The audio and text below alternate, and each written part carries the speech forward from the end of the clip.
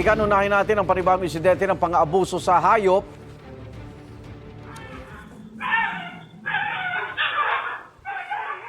Sa CCTV nakuha sa isang compound sa Valenzuela nitong Martes ng gabi.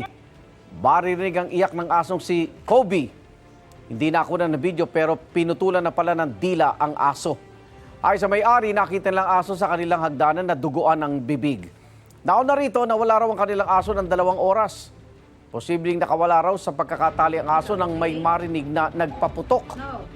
Nakakumpay na sa veterinary clinic ang aso na nagka-infeksyon at nagpositibo rin sa ilang sakit.